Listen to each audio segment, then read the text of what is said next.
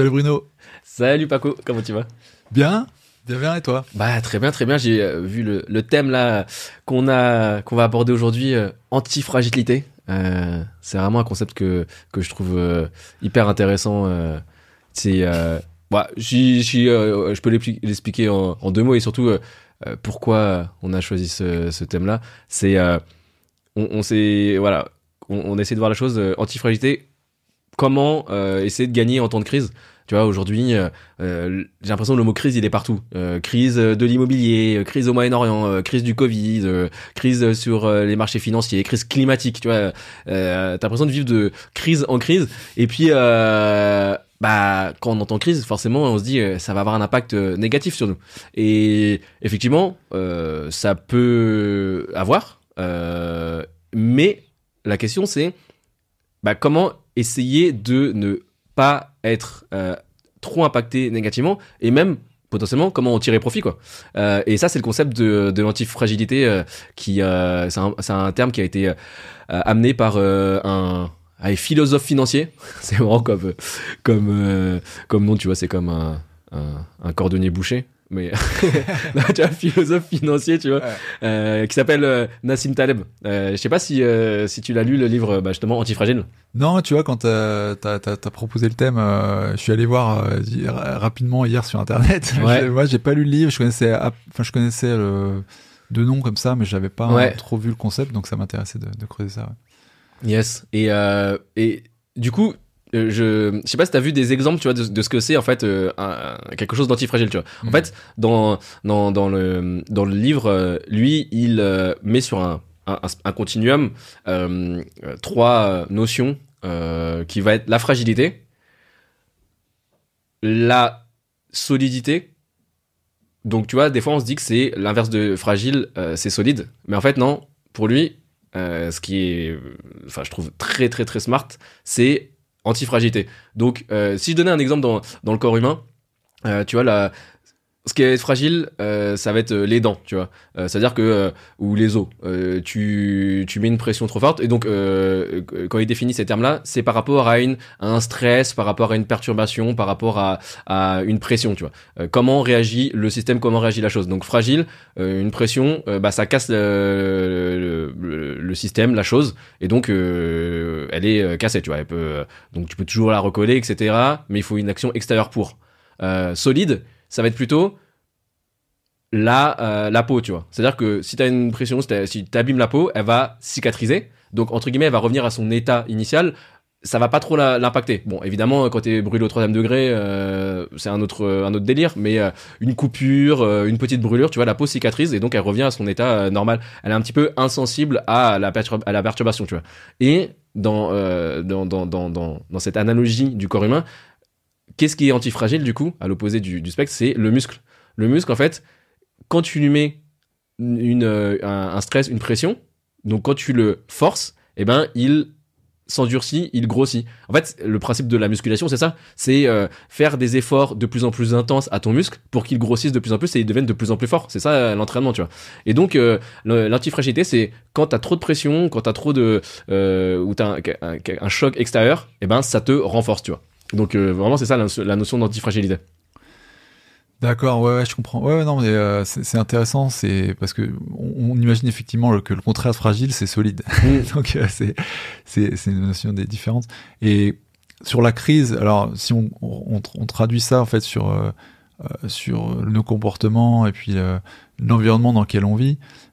Tu parlais des crises financières, des crises de l'immobilier. C'est vrai que c'est enfin, même des crises dans son foyer, des crises d'adolescence, des crises un peu partout. Ouais, c'est vrai. On a, je crois, c'est vrai, besoin un peu de chaos pour rebondir et se développer un peu comme un muscle.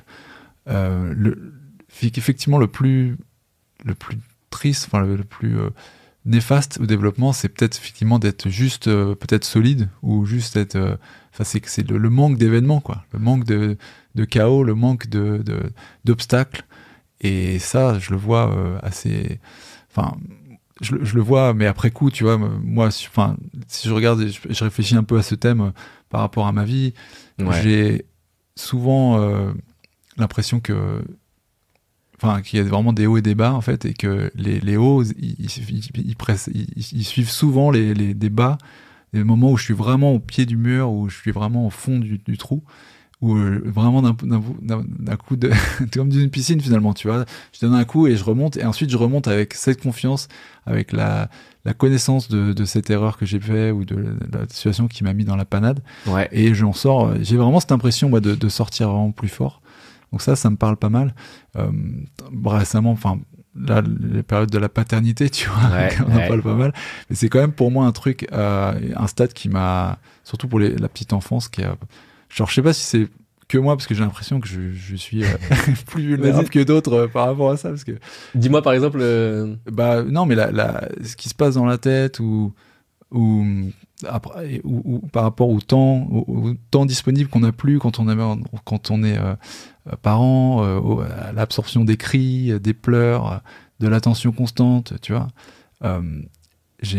J'attendais vraiment pas ça, moi, tu vois. Enfin, parce que j'attendais peut-être rien aussi, tu vois. Mais quelque part, c'est ça, et ça m'a beaucoup marqué, et ça m'a beaucoup façonné des choses avec un petit peu de temps, là, un peu de recul que j'ai chez moi, comme voilà, la patience, la négociation, la capacité à attendre, la capacité à prendre aussi chaque moment, où réfléchir à des choses auxquelles j'avais pas réfléchi avant. La capacité physique aussi, tu vois. Par exemple, cette capacité que j'ai, que je pensais pas avoir, de vivre sans sommeil pendant autant de temps, autant de jours, et de performer, tu vois. Il y a des fois où j'ai fait, par exemple, une interview de podcast, ou même interview avec le banquier pour des financements ou quoi, où je me suis trouvé très bon. Et j'ai regardé derrière le sommeil que j'ai eu, c'était genre 4 heures, 5 heures. Mais c'est chaud, parce que d'habitude, 4 heures, 5 heures, je suis une épave, tu vois. Et donc, bref, je me suis découvert beaucoup au travers de ces obstacles que j'aurais pas, des choses que j'aurais pas vues si j'avais pas eu ces obstacles. Donc moi, immédiatement, ça me vient cette idée-là, quoi. Ouais, ben c'est hyper intéressant ce que tu dis, parce que dans le livre, Nassim Taleb, tu vois, il parle de qu'est-ce qui peut aider à devenir plus antifragile, tu vois, et à chercher l'antifragilité, enfin à tendre vers l'antifragilité. Et il y a cette notion d'être exposé à du stress ou à des erreurs modérées, tu vois, tu vois, parce qu'en fait, il dit que on a tendance, et le monde a tendance à être de plus en plus contrôlé, optimisé. Tu vois, il donne un exemple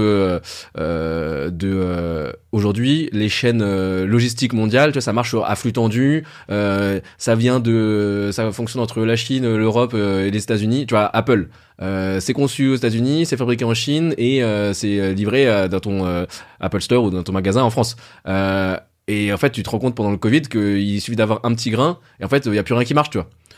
Et donc, tout ce qui est trop complexe et qui laisse pas la place à la flexibilité, ou à un bypass, ou à une option de traverse. Tu vois, parce qu'on se dit, bah en fait, ça sert à rien de faire, ça va nous coûter trop, tu vois. Et bah ça te rend fragile dès que il se passe un événement, surtout un événement qui est non prévu, tu vois. Et donc avoir un enfant, bah effectivement, c'est un bon événement perturbateur qui peut tester ta vie, et finalement, mine de rien, ça reste modéré quand même, tu vois. Parce que oui, ok, c'est le sommeil, mais bon, par rapport à des événements plus graves, ou enfin, je veux dire, tu peux avoir beaucoup plus stressant. Et donc l'enfant, c'est un bon stresseur, quoi. Je sais pas si tu connais l'exemple de Netflix.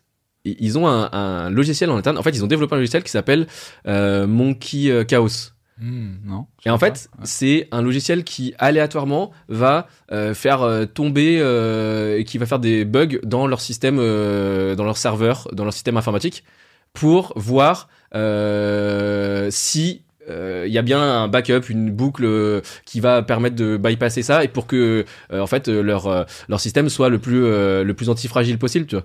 Et en fait, ils ont développé, il y a toute une unité au sein de Netflix qui a développé ce logiciel, et donc qui s'est étoffé aujourd'hui.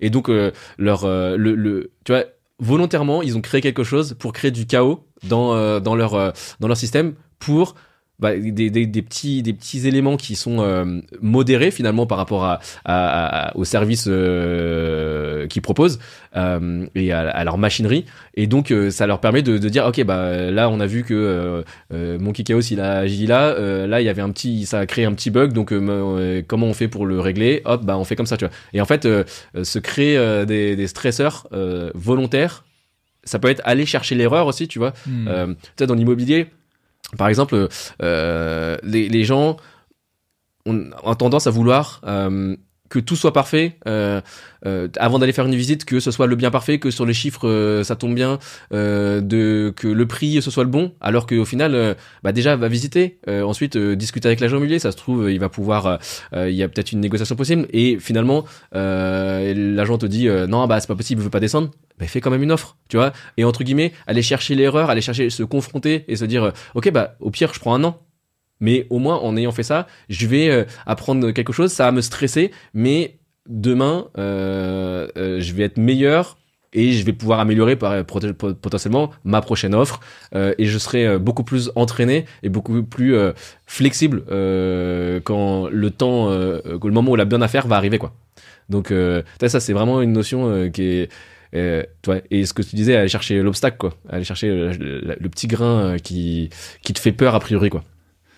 C'est dans le secteur scientifique, par exemple, si on compare. Ouais. Comment on considère notre erreur, elle est très différente selon le secteur. Tu vois, les scientifiques, eux, les erreurs, ils les voient comme des... Enfin, c'est une victoire, parce que... Enfin, pas une victoire, mais c'est un élément très important et positif pour le reste de leur expérimentation, parce qu'ils ont un point de données qui est factuel, qui est évident, et qui a montré un résultat, qui est pas la cure, ou tu vois le remède forcément, mais qui donne un super point pour après développer le remède final. Et c'est pour ça qu'ils ont une conception de l'erreur pour peu qu'il soit documenté, analysé dans des mêmes conditions, tu vois, parce que si c'est pas réplicable, ils peuvent pas la prendre en compte si ça n'a pas été, tu vois, il peut y avoir d'autres facteurs qui n'ont pas été isolés, ça peut fausser sur le résultat, mais à part ça, c'est quand même quelque chose de positif, alors que nous, humains, on voit l'échec de façon beaucoup plus négative et beaucoup plus fataliste, un petit peu comme si c'était la fin de quelque chose plutôt que le début d'autre chose. Et ça, c'est assez, je trouve assez marquant. Tu parlais de l'immobilier, le truc aussi que je trouve... qui est évident, c'est quand on a subi un premier dégât des eaux, par exemple. On voit pas l'assurance de la même façon. On est meilleur après pour comprendre les mécanismes, tu vois. On va chercher la faute, on va chercher l'expert. Ensuite, ça se passe comme ci, comme ça. On est beaucoup plus zen aussi quand ça nous arrive.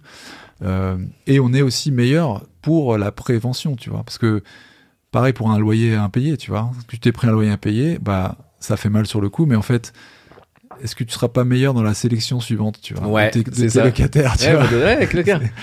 C'est au début, tu sais pas trop, tu vois, donc tu dis bon, alors profil étudiant, a priori, bon, il y a les parents derrière, donc ça va. Hop, tu prends un impayé. Bon, alors qu'est-ce qui a pas allé ? C'est parce que j'ai vu que finalement, en faisant un petit peu un post-mortem rétrospectif tu vois, de la personne, là, je voyais que elle était négligée. C'est un truc que j'aurais pu voir sur l'entretien. Tu vois, il était pas, je sais pas, n'importe quoi, bien habillé, ou il était pas très poli, ou j'ai senti qu'il avait, Donc, après, tu peux pas, c'est pas un truc garanti à 100%. Mais le gain en termes de connaissances que tu peux appliquer sur les prochaines, que tu gagnes avec un échec, il est incroyable. Non, mais je suis d'accord. Enfin, j'aime bien le parallèle avec les scientifiques, tu vois, les chercheurs. Où, en fait, tu sais, il y a jamais de certitude dans un sens ou dans un autre. C'est juste des hypothèses et de les tester. Et donc, finalement, le résultat que t'as, est-ce que c'est pas une erreur, c'est pas une mauvaise chose ou une bonne chose, c'est comme tu dis, un point de données, quoi. Donc en fait c'est plutôt oui ou plutôt non. Si c'est plutôt oui, on continue dans ça. Si c'est plutôt non, ok, on voit quelle autre porte on va tester, quelle autre hypothèse on va mettre derrière, tu vois, et avancer comme ça. C'est clair que ça aide à moins avoir peur, ça aide à moins se dire tu vois, finalement la plupart des peurs qu'on a, ou la plupart des des choses qu'on va subir négativement, c'est parce que on l'a soit pas préparé, soit parce qu'on le considère mal, tu vois. C'est-à-dire, je sais pas, parlons de qu'est-ce qui peut avoir un impact, tu vois, sur les crises dont on parlait, tu vois, sur, je sais pas, je prends la crise au Moyen-Orient, tu vois. Au final, techniquement, il y a pas trop d'influence encore sur nous. Mais sauf si t'écoutes et si t'es branché en boucle sur BFM TV, ouais, là ça va te créer de l'anxiété, etc. Et tu dis ouais, c'est la fin du monde. Tu sais, souvent, des fois j'entends des fois des gens qui disent ah mais vous savez en ce moment en plus c'est compliqué, le monde dans lequel on vit, mais en fait enfin moi je ressens jamais ça, tu vois. Le monde dans lequel on vit est de plus en plus compliqué, ou c'est dur, enfin ouais, si t'écoutes les médias c'est sûr, mais tu vois, crise de l'immobilier, voilà, c'est un bon exemple. Tu peux te dire comme beaucoup de gens, bah en fait j'ai pas envie d'y aller parce que j'ai l'impression que je vais me prendre il va avoir un impact négatif parce que ça va chuter le marché de l'immobilier. En plus, de toute façon, les prix, la hausse, les taux sont trop élevés, donc en fait, je peux plus rien faire. Donc, je préfère attendre, tu vois. Et donc rester statique. Alors que, tu vois, tu dis, bah ok, je pose des hypothèses. Hypothèse A, prenons les prix immobiliers restent comme ça. Hypothèse B, ils tombent. Donc dans les deux cas, comment je fais pour en bénéficier, tu vois. Donc s'il reste comme ça, bah en fait j'achète et je négocie. Et s'il tombe, bah je négocie au moins du niveau que je pense qu'ils vont baisser, tu vois. Bah, moi, ma thèse personnelle, c'est que allez, potentiellement, ça peut baisser 10%, mais ça va pas aller beaucoup plus bas. Donc, de toute façon, si j'achète un bien qui est 10% de moins que le marché, bah, en gros, je me suis déjà protégé, tu vois. Donc, hausse des taux, pareil. Hypothèse A, bah, ça reste pareil. Hypothèse B, ça monte encore. Hypothèse C, là, pour le coup, ça descend, tu vois. Je sais pas qu'est-ce qui va se passer, mais dans tous les cas, si ça reste pareil, bon bah j'investis maintenant ou j'attends 2 ans, ça va pas. Pourquoi attendre? Hypothèse B, ça monte, bah en fait vaut mieux que j'ai investi maintenant. Hypothèse C, ça descend, bah j'achète maintenant parce que là la situation actuelle fait que c'est plus facile de négocier, il y a moins d'acheteurs sur le marché, etc. Donc je profite de prix plus bas. Et quand ça redescend, bah on a de la chance en France de pouvoir renégocier ses taux, enfin son emprunt. Et donc bah si ça redescend là aujourd'hui un peu à 4 des brouettes, si ça redescend à 2, bah je renégocie à 2 dans 2 ans. Et en fait j'aurais payé 4% pendant 2 ans, mais bon c'est pas la fin du monde, tu vois. Donc tu vois, hypothèse, et se dire en fait quelles sont les options qui sont possibles par rapport aux hypothèses que j'imagine. Et donc penser comme ça, tu deviens plus flexible et aussi de plus pas résilient, mais tu vois, tu te dis pas qu'il y a il y a un mauvais choix, tu vois. Tu dis quels sont les choix, enfin quelles sont les choses qui sont possibles et qu'est-ce que je mets en face pour essayer de déjà prévoir comment ça va se résoudre, tu vois. Mais c'est vrai que voir les choses comme ça, de façon froide et analytique, c'est la meilleure des façons de faire. Je suis d'accord avec toi, tu vois, c'est le plus objectif, le plus factuel, et bah, par définition, c'est le plus, enfin pas par définition, mais à mon sens, c'est le plus performant. Mais comme sur des humains, c'est compliqué parce qu'il y a beaucoup d'émotions et on n'aime pas quand même se confronter aux obstacles. C'est juste, j'ai l'impression, tu vois. Ouais. En fait, je pense qu'on peut aimer parce que j'ai rencontré beaucoup de personnes qui, tu vois, les gens qui sont battants vraiment. Tu sens qu'en fait, ils ont vraiment embrassé cet obstacle de façon à ce que ça les façonne tellement, ils ont tellement entraîné leur capacité à prendre l'obstacle comme un outil, comme un actif avec lequel ils vont justement augmenter, que en fait, tu dis, ces mecs, ils ont aucune limite parce que à partir du moment où les obstacles, tu arrives à les faire grossir, c'est un peu comme dans les mangas, tu sais, quand les mauvais là qui prennent les mauvais, ils gonflent encore plus et ils deviennent plus forts, tu vois. Et en fait, c'est un état, enfin, je sais pas si tout le monde en est capable, mais c'est quelque chose de très fort, de très bon. Parce que sa capacité à s'adapter, elle est, pour moi, c'est une des compétences peut-être qui est la plus forte, qui te permettra d'aller vraiment plus loin, quoi. Tu vois, je pense notamment à aussi au basket, tu sais, les gens Michael Jordan, qui font de la NBA et tout. Et il y avait le fameux documentaire The Last Game avec The Last Dance, avec Michael Jordan. Et tu sens vraiment, parce que lui c'est un gagnant, c'est la définition du gagnant, si tu veux.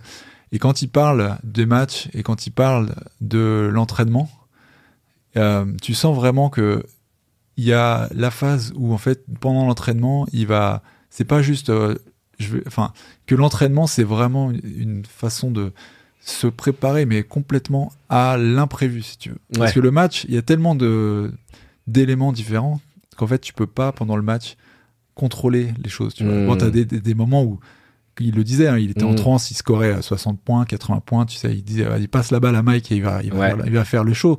Mais ça, c'est très rare, en fait.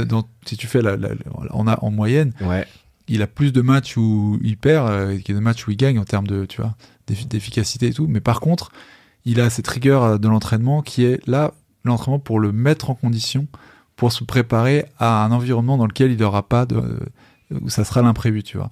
Et il compte ensuite là-dessus, sur cet entraînement qui était tellement poussé, pour que les automatismes qu'il a dans son corps fassent que son cerveau n'entre pas en obstacle finalement à ça et qui réagisse sur le moment de façon un peu réflexe et de la meilleure des façons avec ce qu'on va lui donner sur le moment, tu vois. Donc il y a des moments où il est malade, des moments où son coéquipier est pas bon, il lui fait pas la passe au bon moment, tu vois. Et moi j'aime bien cette allégorie de s'entraîner, c'est-à-dire de pousser sur ce sur quoi on a le contrôle pendant l'entraînement, pour après accueillir à bras ouverts, vraiment ouvertement, et accepter que le match, c'est le moment des imprévus. Et qu'en fait, on vient avec un bagage, mais que le moment de l'imprévu, c'est le moment de l'imprévu. Je l'ai ressenti beaucoup aussi, j'ai fait du basket aussi, donc j'ai beaucoup essayé pendant les matchs, j'ai essayé de contrôler, et j'étais très frustré. C'est la balle à Paco. Ça marchait jamais.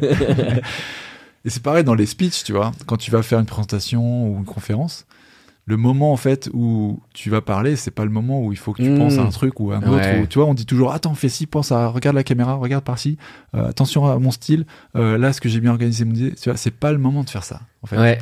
Et pourtant c'est le moment où tu te dis ces choses-là, mais en fait c'est pas le moment où ton cerveau il va l'absorber ces choses-là. Oui. Il faut que tu prépares avant, tu vois, pour que tu arrives au moment où il va y avoir des imprévus et tu les acceptes. Et voilà, pour moi c'est c'est super bon parce que il y a on va dire que ça va être une ressource, la ressource ce serait Antifragile de Nassim Taleb, mais dedans il parle de la stratégie barbell.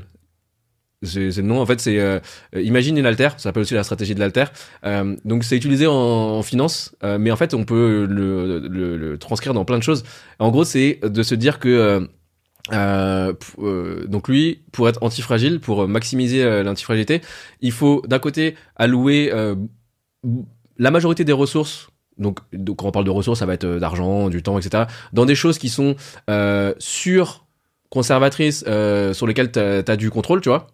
Donc une majorité et une minorité sur des choses à l'extrême inverse qui sont très risquées, sur lesquelles t'as pas le contrôle, sur lesquelles potentiellement il y a du risque, tu vois. Et donc c'est pour ça on altère, tu vois. Et c'est à dire que les choses qui sont tièdes au milieu, on les prend pas en compte, on fait 90% donc tu vois, tu peux le faire dans un portefeuille financier, tu vois, 90% de choses qui sont safe, etc. Et 10%, le but de ça c'est que entre guillemets dans une situation qui n'est pas volatile, qui est avec peu de chaos, ça va performer et ça va marcher les choses qui sont stables. Et dans les moments de chaos, les choses qui sont plus risquées, disons des crypto-monnaies, tu vois, dans un portefeuille financier, elles vont pouvoir surperformer, tu vois. Et donc entre guillemets, tu vas avoir un upside dans les moments de chaos. Dans lesquels tes choses plus classiques auront perdu, tu vois. Et en fait, tu peux vraiment appliquer ça aussi dans une carrière, tu vois. On a fait un autre épisode sur la prison dorée, tu vois. Tu peux vraiment l'appliquer dans les choses sous ton contrôle, qui sont sûres, etc. Ça va être ta carrière. Donc de dire, ok, tu continues tu gardes ton job.